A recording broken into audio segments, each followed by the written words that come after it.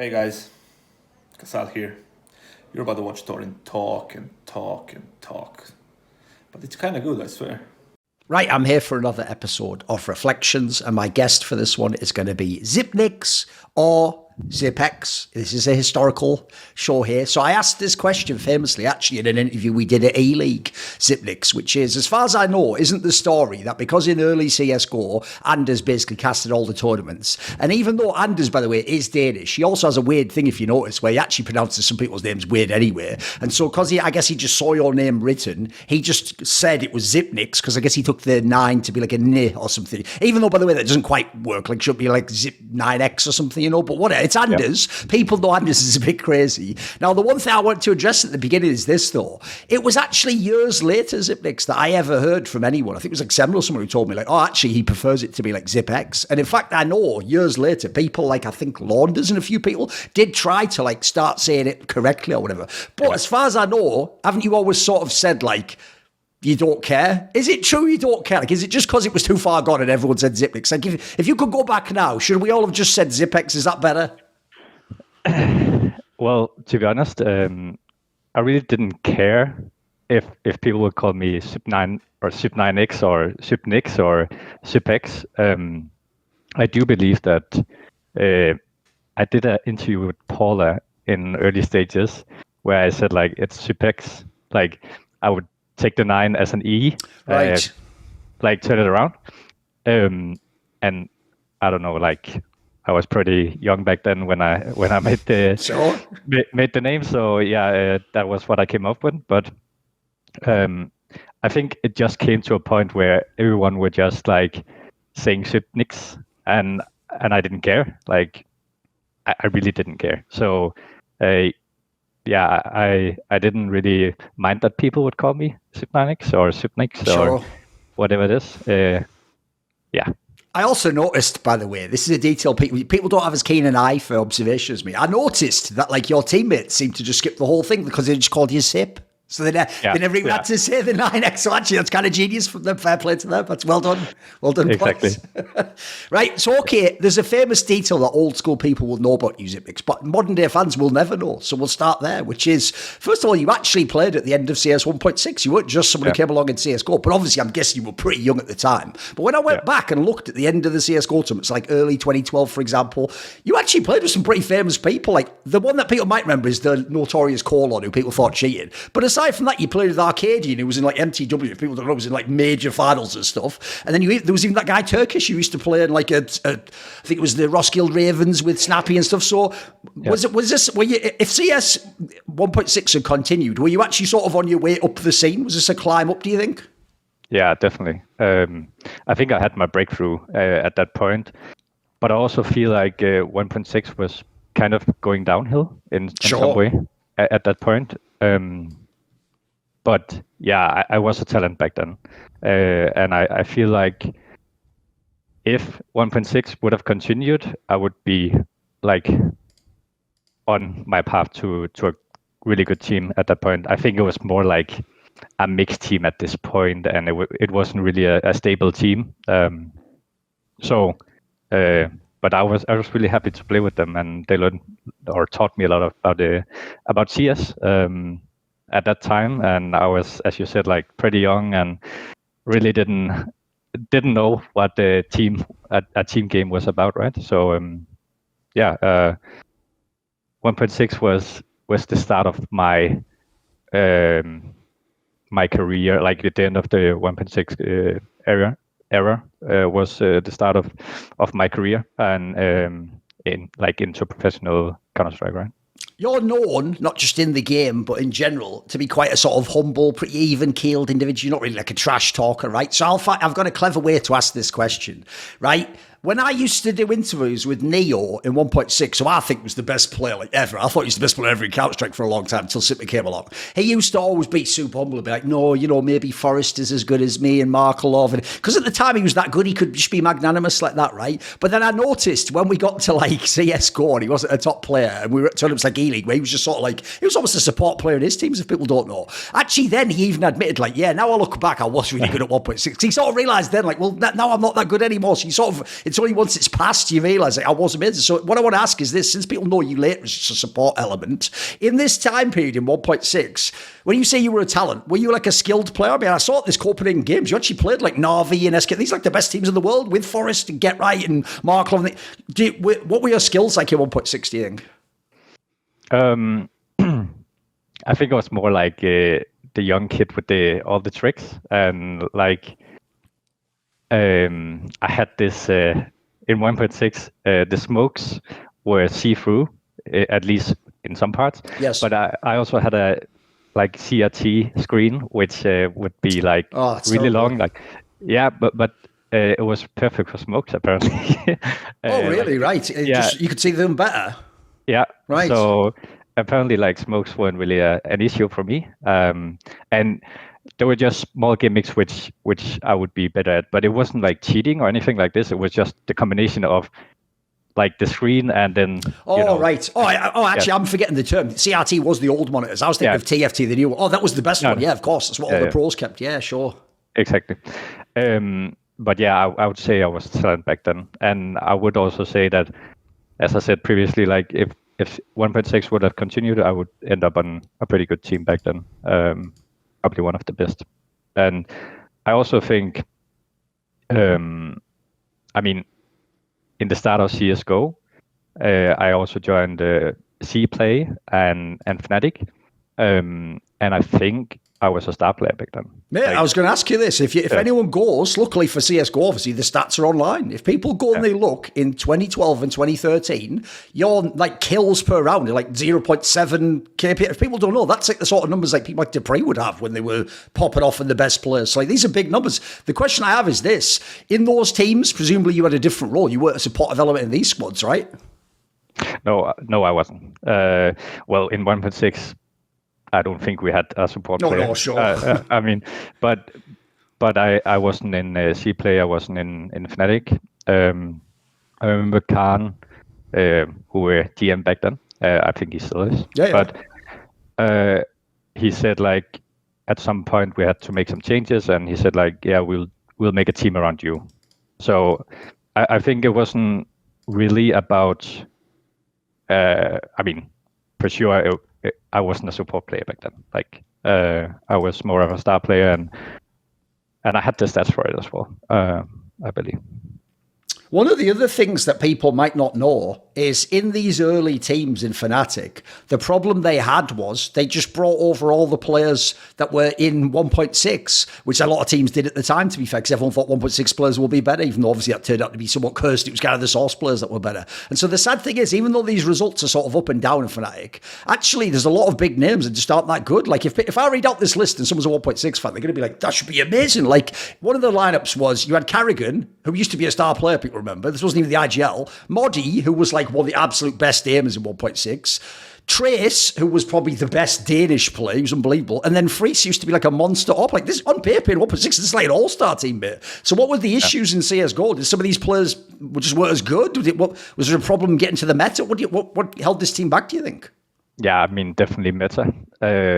I think, well, I guess you can compare it kind of to now switching to CS2 and some of the older guys. And I think just the younger guys can put more, I mean, time is one thing, but I also think like being able to adjust to just new meta and new things in the game. Smokes are different. You have to grind, stuff like this. And I think when you've played 1.6 for that long, which, by the way, didn't really match CSGO at that time at all. I mean, it was more source friendly, I would say. Yes.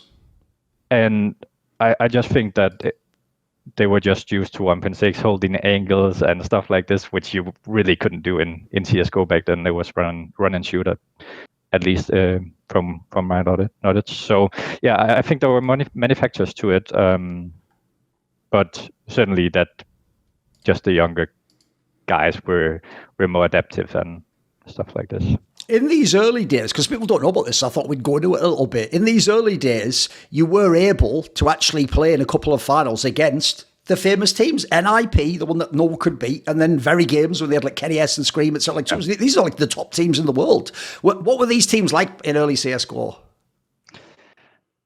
I mean, I guess they were just really, to be honest, there weren't really that many strats back then, right? I mean, it was basically aiming, and I think, well, at least from the outside looking, I think they also had a really good team dynamic. Like, even though they probably didn't work on it back then, I would say that looking from the outside, they just knew their roles. They knew they knew what to expect from each other, right? And I think once you have a streak like NIP, it's really like I know the feeling of being invincible and just wrecking everyone.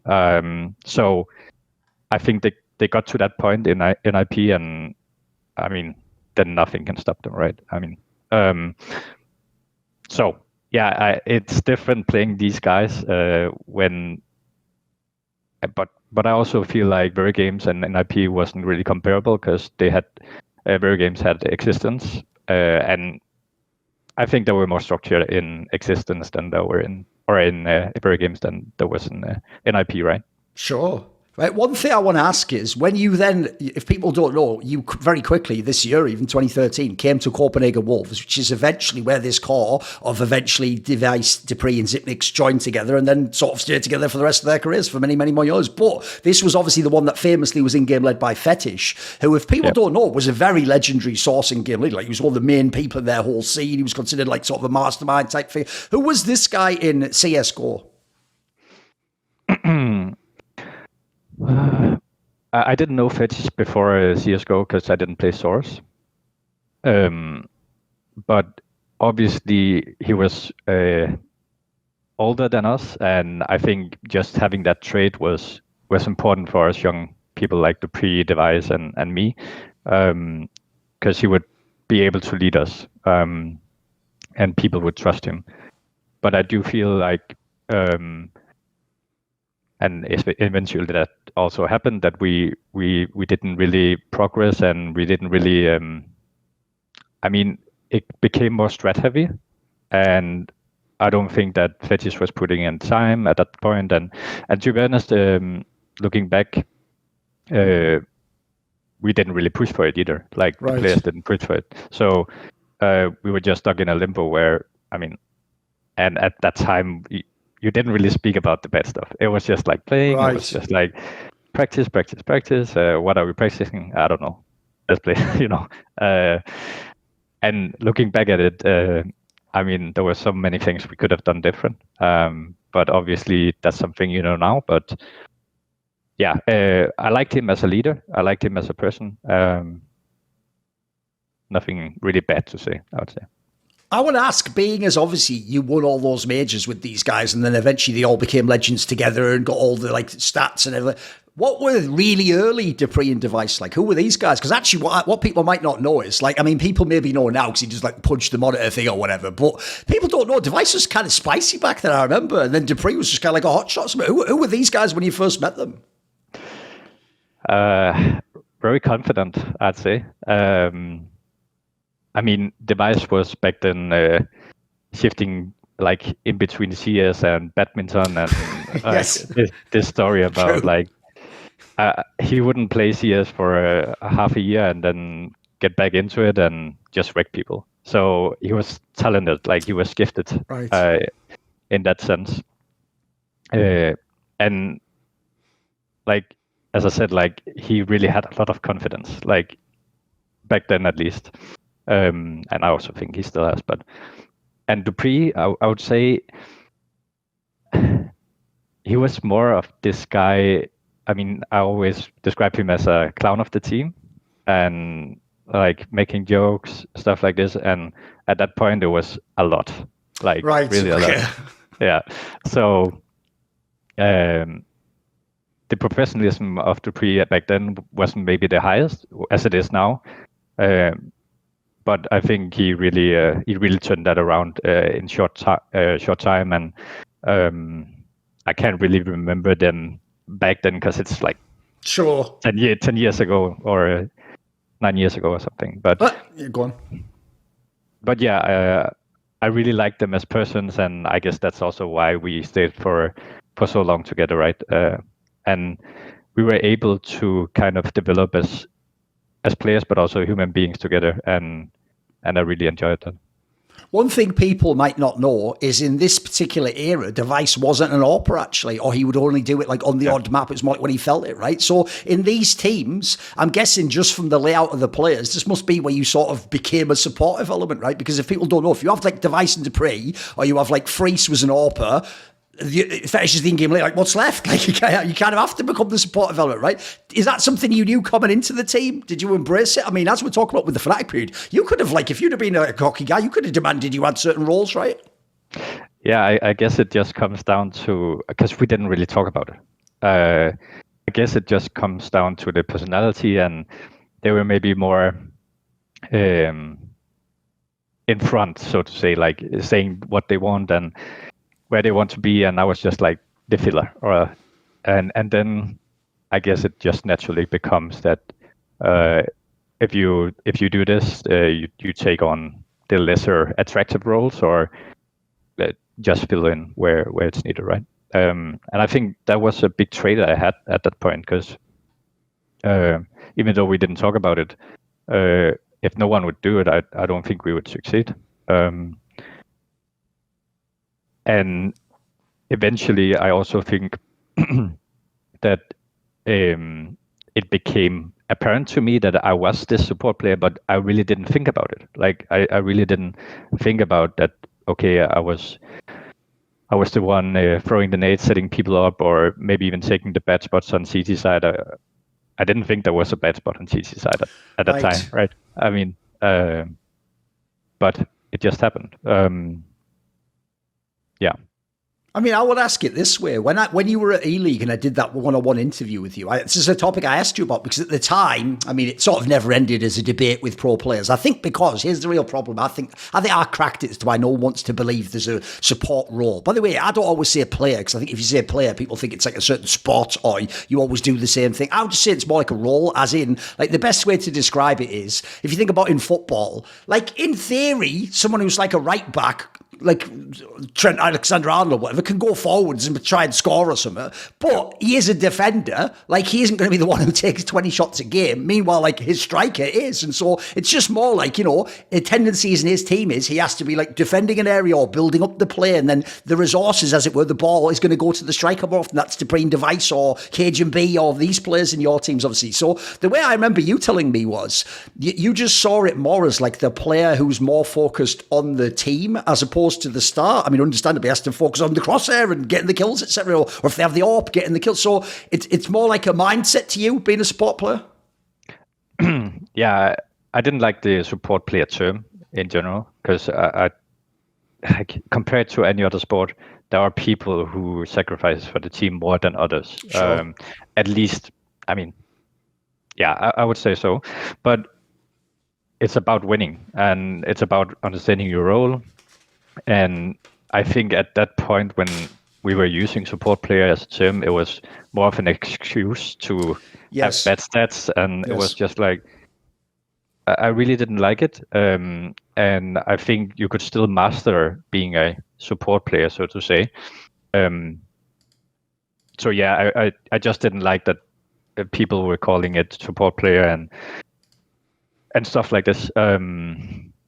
But eventually, I also feel like I think I did an interview with you back then about this term. I think it was with NBK and Stykl. Yeah, I did like a round table thing about what it is to be a support player. Yeah. Yeah, exactly. And I just wanted like to get my point across that when you're a support player, you're maybe more behind the team. You see like the overview of the round, and you fill in the gaps and.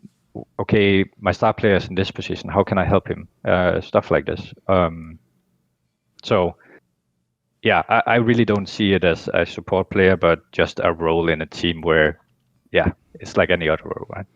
I mean, why don't we just group the topics together? The other thing as well about the term support player is I've always said this is the biggest flaw with how we all model Counter-Strike, is whenever we talk about roles, we're nearly always talking about the T-side guys. We're talking about like who entries and who comes second to follow up for the kills and who lurks. So obviously, there's a whole second half of the game that's the defensive side. And so you notice on the defensive side, this is where you're right. It just became a thing for people who would have bad stats, because on the defensive side, like the most famous support position is obviously B Mirage Anchor, because you just get your head banged off by everyone running in, right? And so I would say on CT side especially, it isn't like you're not throwing flashes for people always then, sometimes you just in a bad spot that's really hard to play. So what I would ask is this, that's also a part of your game where you're pretty famous for playing like the worst CT spots and the hard ones. But I think the thing you're very famous for in that regard is getting a lot out of it. I mean, if people don't remember your era and a more modern era in the online era, if everyone remembers when Valde was an OG, he used to have all the worst CT spots. But what I always used to say was, yeah, but look, even if he dies, he would get 2 kills when normally the player gets 1 or just dies, right? So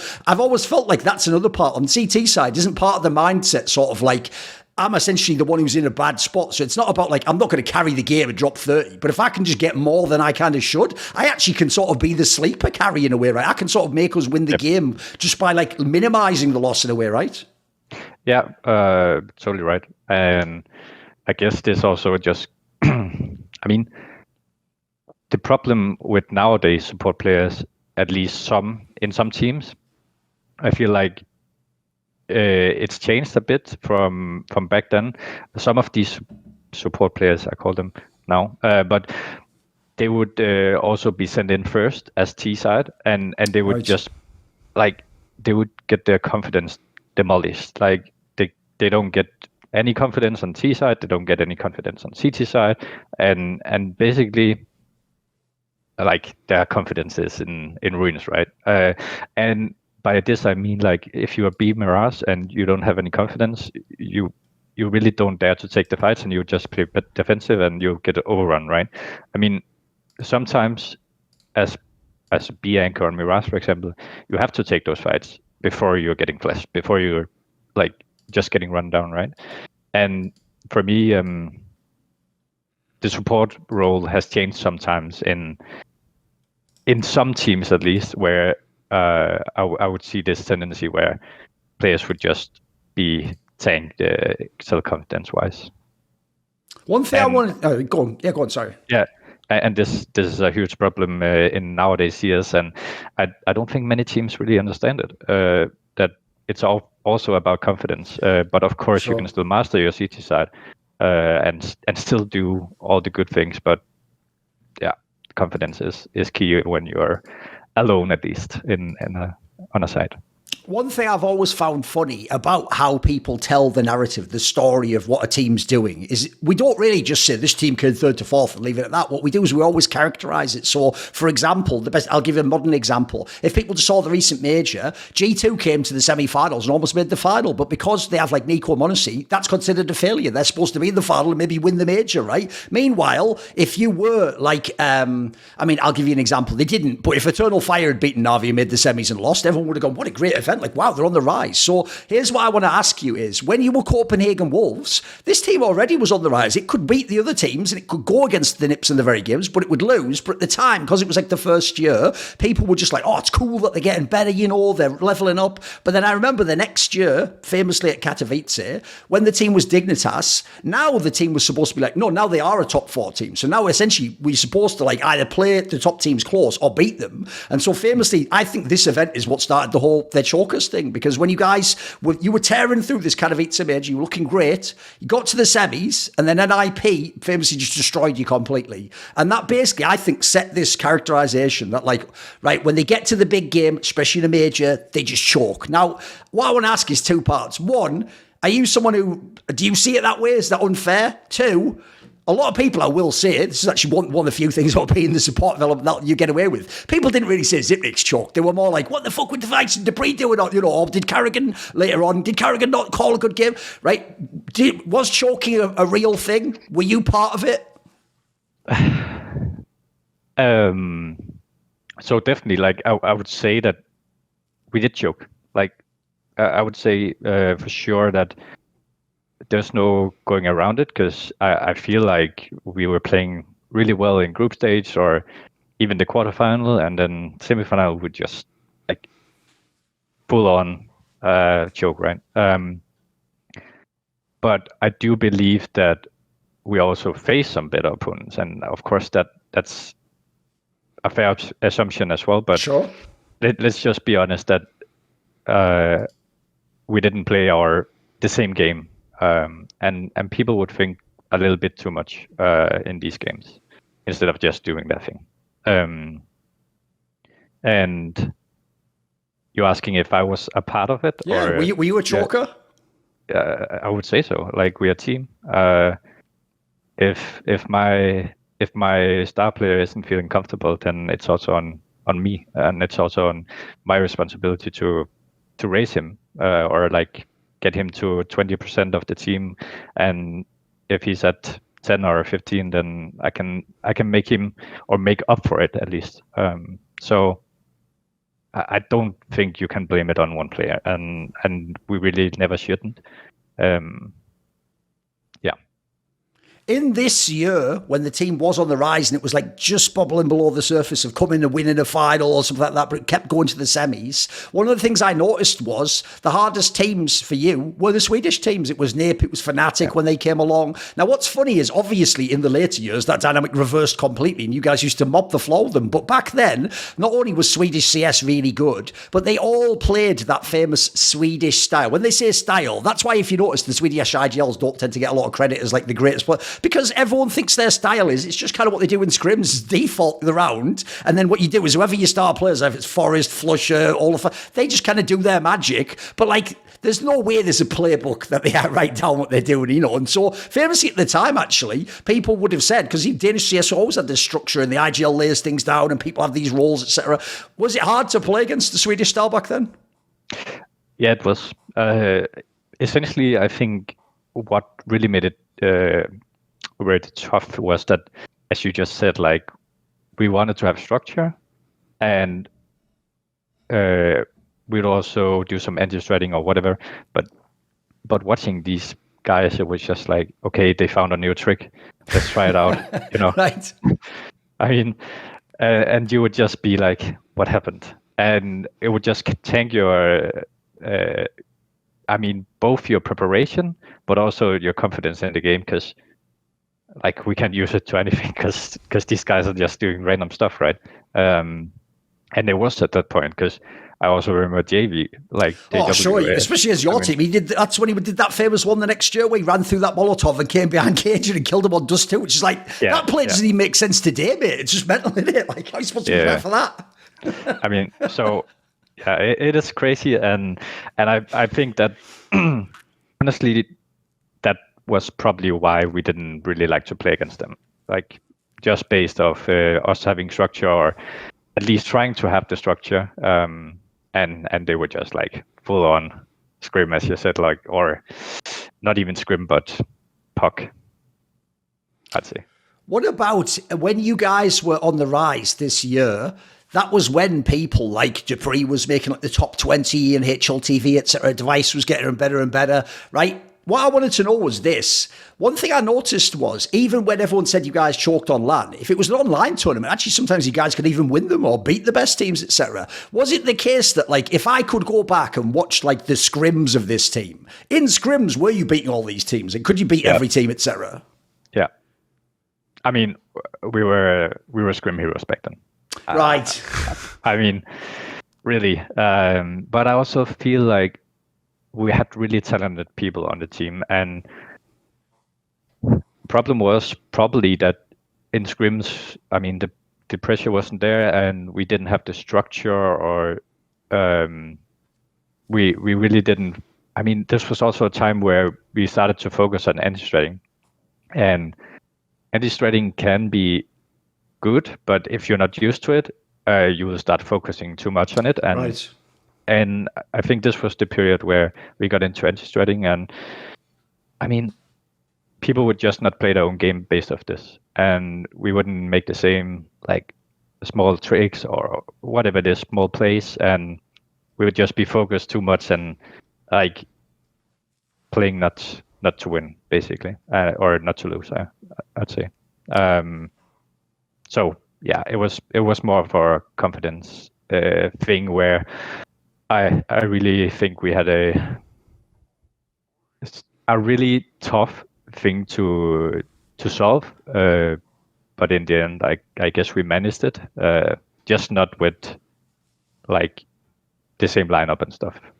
One of the things about this year, this is why I actually asked that question. I had heard rumours of like, were you guys amazing in scrims, and was there something like holding you back mentally? Is because if people don't know, already the results are great this year. Like I think there's only one time ever you lost in a group stage. Like the team was just permanently in the playoffs. But the majors, you were in like semi-finals, etc. You're playing the teams that are the best in the world. Right, here's the question I have for you. But like I alluded to before, people actually do know that when someone like Device gets mad, he can get fucking, he'll shout something, he'll punch him on it or whatever. He's a guy who can be spicy, right? What would Xyp9x do if he lost a big game? Could you just, are you as cool and calm as you seem now? Could you just take it? Did you ever get mad?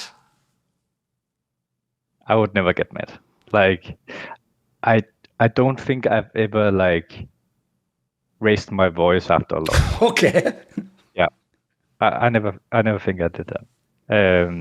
Even though people have been raising their voice against me, right? Sure. I mean, or just be like, okay, why would you do that? Because I feel like, and this is where I'm probably a bit different than others, but there's also the thing of just understanding why you lost, right? And if you can see that, I think you don't need to be that mad. And it's just like, maybe it's my analytic gene or whatever it is, that whenever I lost a game, I would instantly go and watch the game, and I would just like, okay, this was what happened, now I can put it to rest. And I had this like going on for me in my whole career basically, and I was just like, okay, this was what happened, now I can work on it and let's fix it together, right? And I would bring it up to the team, or if it's individually as me, I would just start working on it, right? So yeah, I would say I was kind of robotic back then, and I didn't really get mad at teammates ever, kind of. When FeTiSh was swapped out as in-game leader and karrigan joined, if people don't know, this was a gamble at the time. Like, one, I believe he even said if you didn't get in this team, he was just going to retire from Counter-Strike. Remember, he was doing all like say, business degree or whatever at the time. And at the time, he hadn't been a good player. And the detail people won't know is he was an in-game leader. Like, this guy himself used to AWP and do stuff in 1.6. So what was early karrigan like? Because people will know very quickly. It was only a few months in, he started winning all the events. So what was he like as an in-game leader, and what did he bring? Well, I think when we got karrigan on the team, we actually spiked, or how do you say, like we got good results, and I think we also got the Sonic later on, and I think that was really a clash of styles in some way. Sonic was very, very strategic, or at least like very structure-wise, sure. On point, and karrigan wanted, and I guess this is also like public knowledge already, but karrigan was more like, okay, let's do this in a game, and basically, I mean, coming up on the fly, I'm guessing is the idea, right? Like, yeah, exactly.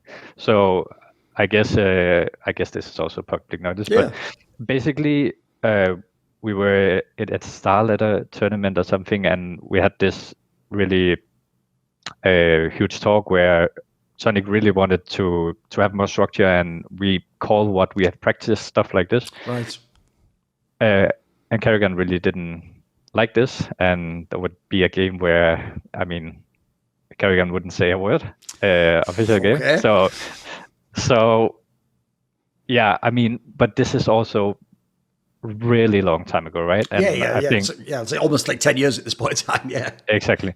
And I don't think you can judge people based on that, but it was basically getting to a point where we needed a change, right? And I think this happened back then, like the change of karrigan happened because of this. But I really liked him as a quarter, and I actually thrived in that environment of sometimes just doing the extraordinary, or sometimes I feel like also some of the IGLs can lose their players just playing what we play in practice, and they don't really get the sense of, okay, my caller is reading them, or I have right.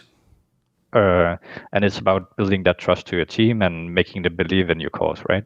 And if you make a on-the-fly call and it's just like something you never practice, but you end up succeeding, they would be like, "You're fucking cooking, mate," or whatever it is. Like, and yeah, this was what I liked about karrigan, but essentially what we wanted to have was more stability and maybe not like bump out in the semifinals and stuff. And I think at that point it was maybe the right choice of Sonic as well to implement this change.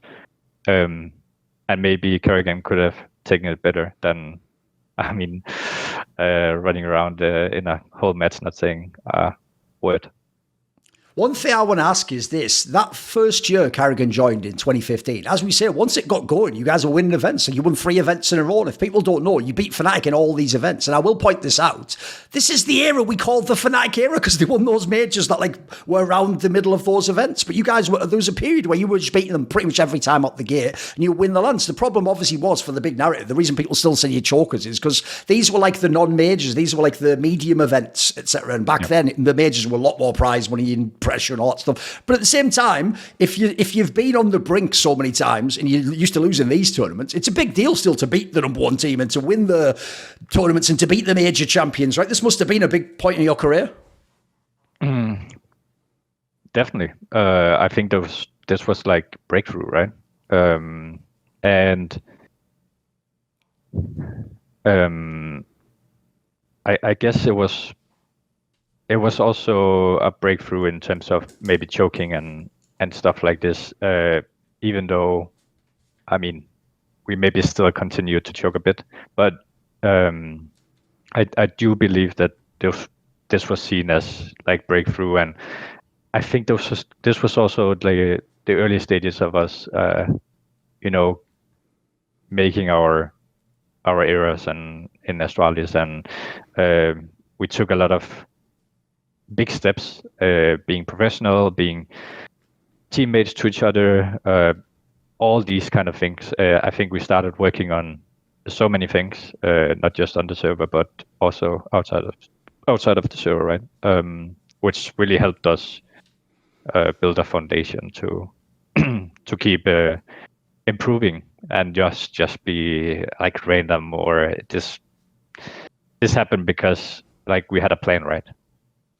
When you guys would beat FNATIC, I mean, there was one point in time where there was some crazy stat. It was something like you guys had won like 6 or 7 out of 9 series against them, even though, as I say, everyone remembers from that year. Like they were still considered like the best team to ever play CS. What do you think in the matchup changed, or what were you able to do against these guys? Because I can tell you right now, if I mentioned earlier Device, who people might think is a super nice guy, raging out, put it this way, everyone loves olofmice. He's the chillest guy ever. I can tell you, when he was at these events, mate, and he would lose to you guys, he was fucking raging his tits off. He was basically saying, like, I mean, the joke is because he's Swedish, he was going, they're just doing random stuff. I was like, Olof, those are tactics, mate. Like, come on, like, it's not totally random, but they were frustrated. Like, you guys had the number each time out.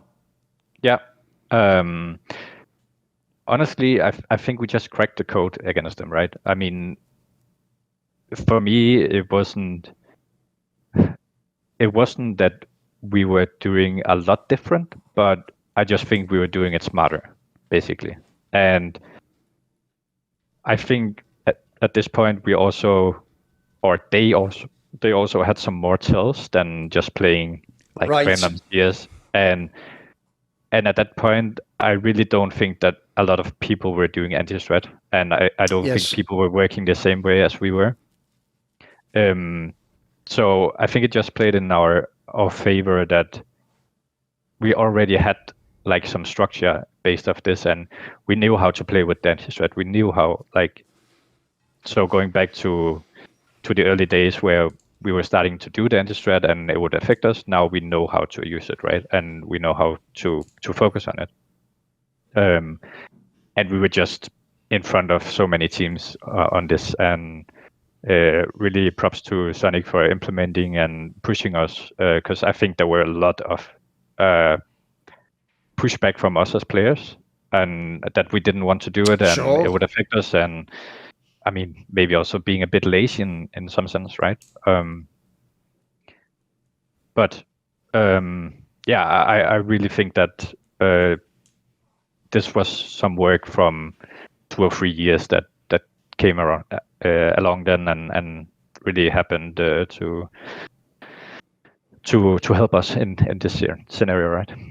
Being as you guys did play against that FNATIC core so many times over the years, since you are known as the clutch minister, the clutch master, you obviously have done so many amazing clutch. I actually want to ask about the FNATIC player who's led you for clutch, which is flusha, because I feel like you have the polar opposite styles. Like yours, I always said, the reason why people said you're robotic is, it's like if someone was trying to teach a random player to play a clutch, they'd show how you do it. So you sort of like, you can get a sense from the information, like, you know, you might be over here, then you play the smart angle or the off angle, then, you know, you like make him tap the ball. You almost did everything textbook. It's like you almost invented how to clutch. Whereas I always thought like the reason flusha was amazing and people thought he cheated is I had no clue what the fuck this guy was doing. It seemed like it's impossible to read. What does Xyp9x think of flusha? I mean, I think I already said this, but I really like flusha as a player, and I also think that he was one of the smartest pros. I think utility-wise, he was really, really good. And even in the clutches, like I would understand why he would do certain things. Right. So I don't see him as a guy which did things randomly, or I actually think he played positions pretty well, and he would position himself so that, because I don't think flusha had that great aim, but I just think that he had good positioning, and I think he outsmarted people basically. So yeah, I would say flusha is, and I think I said this before, but my favorite player to watch and stuff. One player from this era when it was TSM, who obviously later eventually was removed from the team, so he's kind of the forgotten man now, I want to talk about is cajunb. By the way, I think one of the most appropriately named players ever, because a Cajun pepper, if people think about it. And if you don't know, this guy is the definition of spicy. Like, if you ever want to see someone rage after they lose a game or things don't go their way, etc., like, it's probably this guy. But in the same sense as he was firing like that, as a player, he was kind of fucking, could be explosive too, right? I mean, he could turn games around. I think he was so talented, and I think even though he was a bit older than the rest of the guys on the team, he really had some qualities, and like just being mechanically skilled, and he could AWP, he could rifle, whatever it was.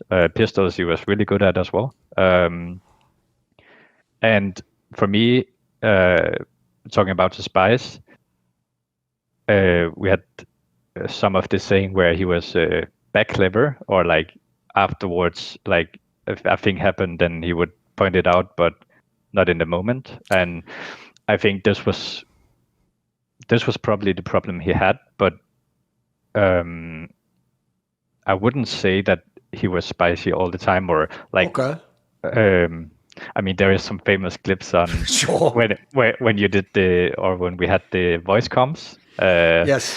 Yeah, and yeah, that there is some really, really good clips in those, but it wasn't like, I don't think he was meant to like diss people or do it in a bad manner. It was just like he really were invested in the game, and he really wanted to win.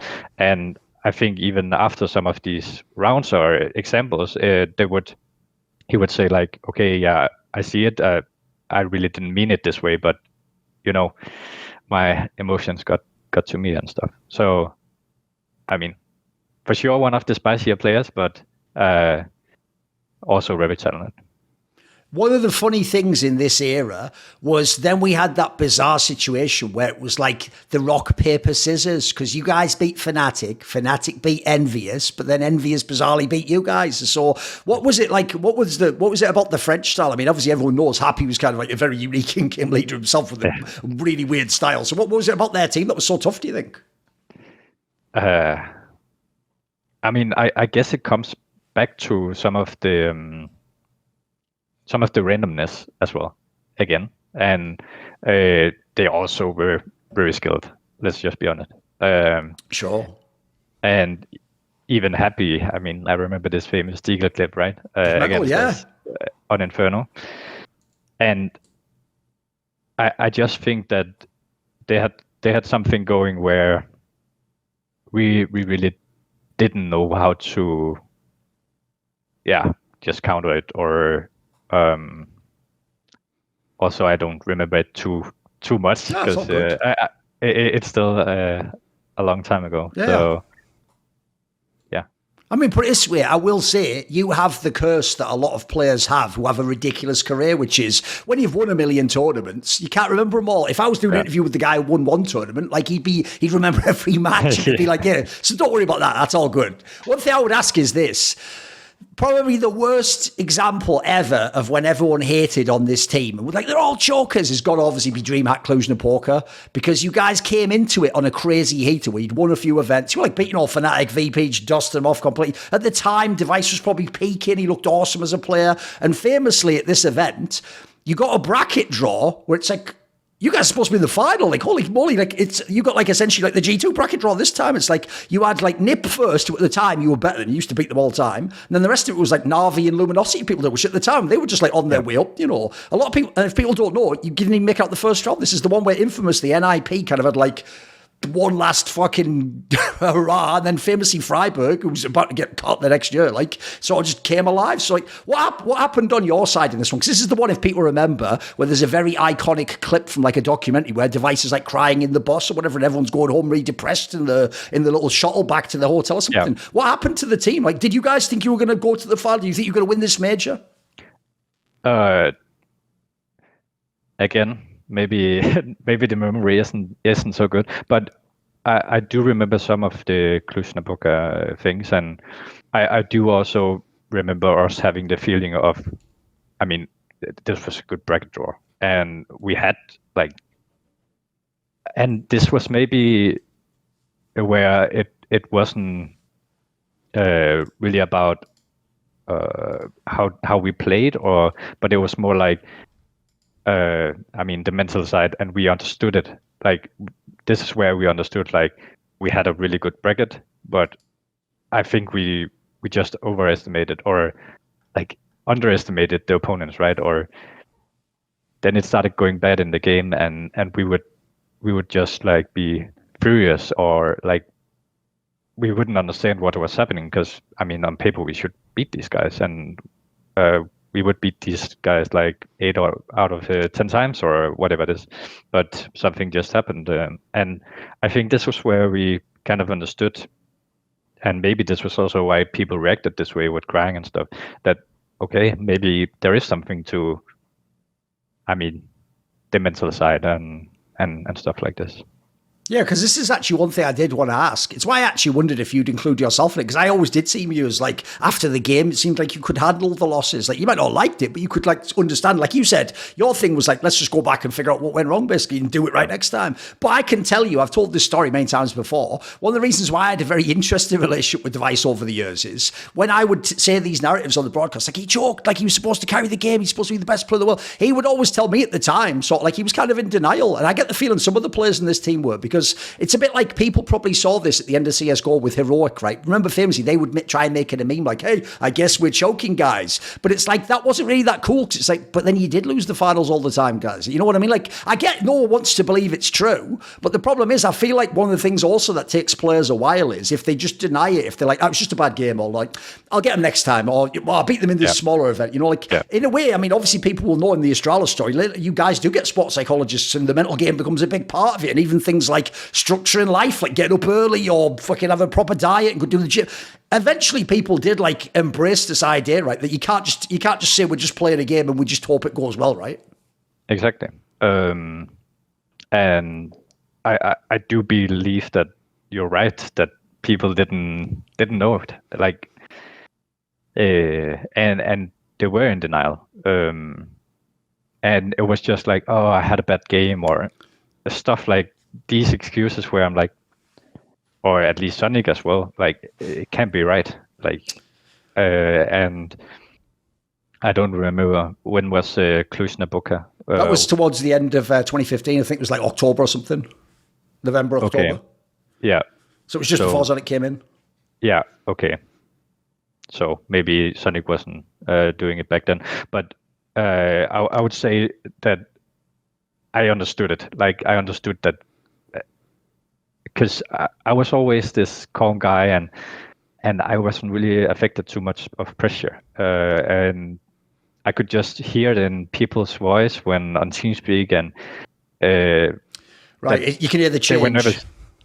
That they were nervous and speaking fast or like stuff like this, and to me it was just growing signs, and I don't remember if I had a talk with Danny when he came in about this, but essentially I do think I had a talk with Danny where like we have to fix this, like we have to do something about this, and then we also did that later on. I do have one question about this time period, though, because there was around this same time period one of the only dramas in this era to ever involve Xyp9x, which was Xyp9x found out, like every pro player did back then, right? You know how back in the day, players made all the changes in teams. It was never, there was no such thing as a GM usually, and nearly always the coach. I mean, there wasn't coaches half the time. So what usually happened is players made changes, and if you know players, I'm talking to the audience here. Players are like, they might all seem super confident in the game and big stars, but they're actually like little schoolgirls when they're behind the scenes in terms of cutting people. They never want to have the conversation, just bring you in a team speak and go, look, yeah, we might have to cut you now, like, you know, if you don't improve. What they do instead is, like, they'll just like, for a few weeks, you'll just get this weird vibe, like, people are always giving me like it's almost like I'm not connected to the team, or, you know, or the most ridiculous ones I've heard in the French scene, they would just be going off to like someone else's room, like, and he'd be like, what the hell? And so you know something's up. And famously in the scene back then, everyone knows based on rumours, because you have to contact them if you're going to sign them, like if you potentially on the chopping block. And so the story goes that it wasn't just that they were considering this, like essentially they would have kicked you out of this team if you'd have had like a couple of bad events or something, right? And if people don't know, you can tell me the story. You essentially then just fucking carried these events, like popped off, and hence you were there forevermore, never ever were kicked. So give me some thoughts, because if people would probably be shocked to think Xyp9x could ever be cut from this team. Yeah. So it was a really weird situation, and it was basically about like I was sharing a room. I don't know with who, but we were in boot camp or something. We were at a tournament. It doesn't matter. And my roommate would go to another room, and I would be asking him like, "Where are you? What's happening?" And at some point, I hear that dupreeh is dropping his phone. Like he dropped his phone from 4th floor down, and I heard it through the windows, and I was like, I hear all the players together, and I was like, what's happening, you know? And then I found out like, okay, they're actually trying to get rid of me. And I think a story was that they actually wanted to do it, but they couldn't get the player. Like, oh right, okay. So if they got the player, or if they were allowed to get the player, or like the contract or whatever it was, I would be removed at that time. So I don't think it wasn't even a warning. Right. Yeah. Well, what about this then? As I say, you did actually then carry loads of these games. I think actually for me, this is when you became like the most legendary support player. Everyone's like, holy shit, this guy's amazing, right? The obvious question is this, Xyp9x. A lot of people in that scenario, like you might actually play worse because you know your teammates don't believe you. And then more importantly, you might be pissed off at them like, oh, fuck these guys then. How were you able to just delete this and just play the game? I mean, it seems like I've never even heard you speak about this publicly, by the way. You've never even addressed that story. Like that's the first time people are hearing it, at least in the English language speaking world. So how did you not let it bother you? I think I understood it. Like I understood that I was playing bad, and I think that it was just this like make or break kind of moment in my career, and I thought like I can't let this happen, right? And I also think that I understood what was needed to make it happen. I lost a bit of motivation for the game. I focused on the wrong thing, stuff like this, and then I just, kept grinding and really grinded a lot. And it happened that, I just became way better than I was before, and even before I had the bad period. So, I mean, it was needed. The kick in the ass was needed. Right. You took it as a positive then, in that sense. Yeah. Right. Yeah. One thing I want to stress before we get to the era when everyone knows you win all the majors and the championships is another reason why I like that we introduced the fact that in 1.6 and early CSGO, you were a star yourself. If people don't know, you actually had a really good AK back then, is because when you were this supportive player, that was already the role in the game, as well as the clutches. In this era, you even used to frag way better than a support player normally would. And actually, a famous thing is, even though, as you say, often supports were just used as the fodder, if people go to check the stats, your deaths are pretty low, actually. You're not a guy who's just feeding the kills all the time and trying to get the odd kill back. Like, you were kind of a skilled player even at this time, right? Definitely. And I mean, I guess still back then I was still like doing the clutches. I just weren't recognized for it. And sure. And also I do believe that we had a team which was really aggressive, and we needed someone to be more passive. So that was maybe why I didn't have that many deaths. And basically, the clutching as well, right? In this esports world, it can seem like everyone's against you, but I've always got the Illuminati, my Patreon community, riding with me. And it is thanks to the support of the following people, this video and all of them on my channel are made possible. Matt, Pugnacho Rakula, Ahmed Haju, Frisky, Tosh, Jensen Gore, Animosity, Toucan, Tobias Bernasconi. If you've ever watched my videos, you know now I'm going to give a massive shout out to Jerky's Minion, the main man. Do you want to suggest a topic or a guest for my content? You want teasers? Find out who the upcoming interview guests are. Maybe you want to ask me a question. I tend to answer them at length in my video AMA. Do you want to take part in one of those dinner discussions where we talk about what you're interested in esports? Well, if any of these perks or more appeal to you, put your money where your mouth is. Join the Illuminati today, where in the description box below is a Patreon link.